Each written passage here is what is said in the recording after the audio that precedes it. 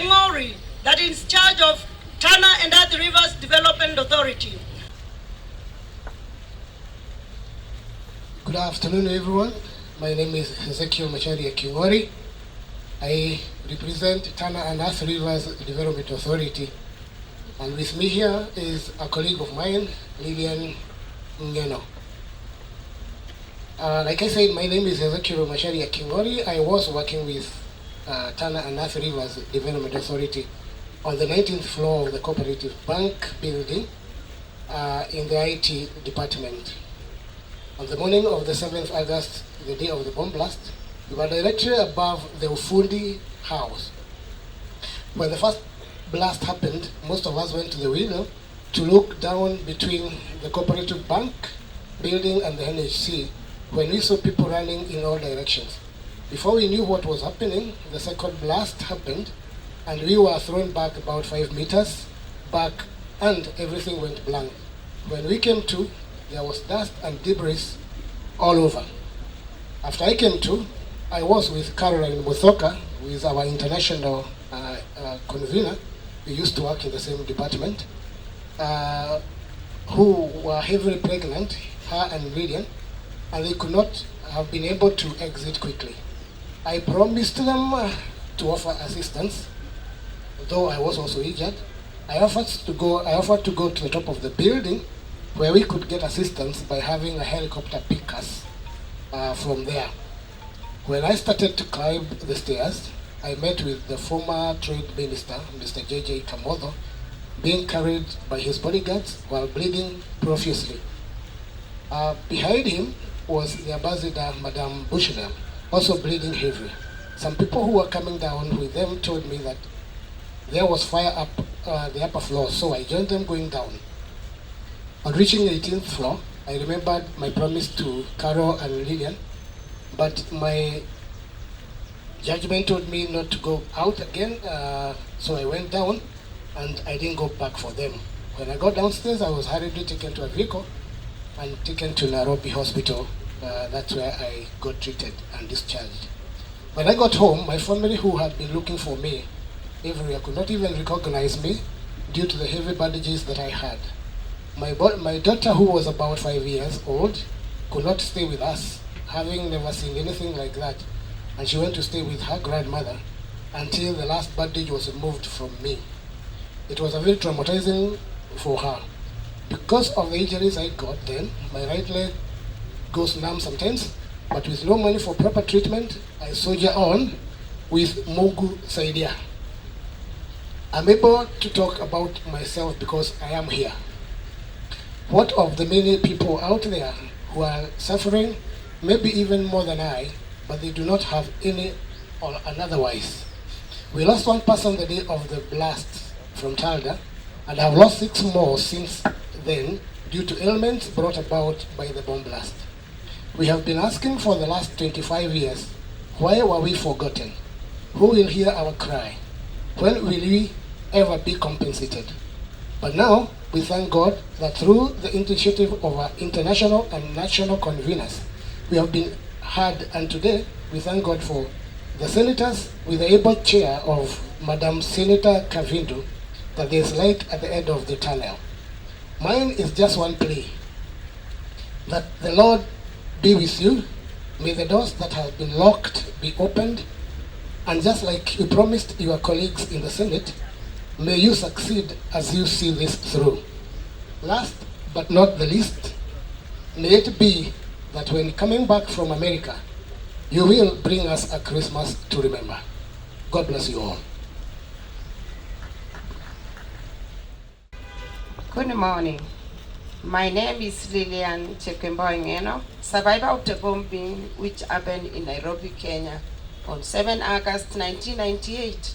I used to work with Tana and Athi Rivers Development Authority at Cooperative House, 19th floor, which was next to American Embassy then. I was just beginning my third trimester of pregnancy during the time of the bomb.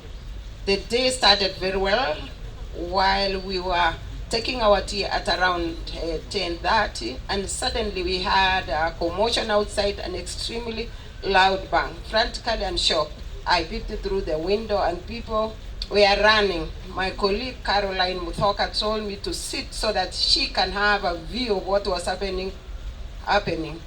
All I could remember after is regaining consciousness and finding ourselves under the desk with deep cuts and bruises and bleeding. I could only think of my children who were alone at home with no one to take care of them because my husband was not around. He had gone to Mombasa on duty. And Caroline, so I told Caroline, I muttered something to Caroline that, Carol, we are going to die. But Carol told me, instead of, let us pray because God will preserve us. We said, Mungu utusaidia. That was our prayer then. But for sure, God preserved our lives and He didn't fail us. We tried to look for way out and trying to break the partition with little strength we had so that we could get out of the building. Thankfully, we managed to get out on our way. The view outside was heartbreaking. There was a lot of blood, people crying for help. Good Samaritans were there to help us, where I was taken to Kenyatta National Hospital. They did first aid, and we were so many. Others were referred to various hospitals. We were referred to Hurlingham Hospital. They cleaned the wounds, but needed, we pay money for stitching. I did not even have the money for stitching. We had nothing. So we had to get out of that hospital. On reaching on the stage, our deputy managing director, Mr. Machakos, passed near on that road, and he saw us. He came for us. When I saw them, I started crying, as if like seeing a parent. I cried. So he took us to Masaba Hospital, where he went, wrote a letter of undertaking so that the authority could pay for us. So after reaching there, we were treated, and that is it. I even forgot that I was pregnant. The baby did not move until the following day. So what we have seen, this thing has really interrupted with our lives. There are some side effects, health issues, trauma, stress, depression, financial implications, because people have to go and attend medicals, psychological problems, and our family.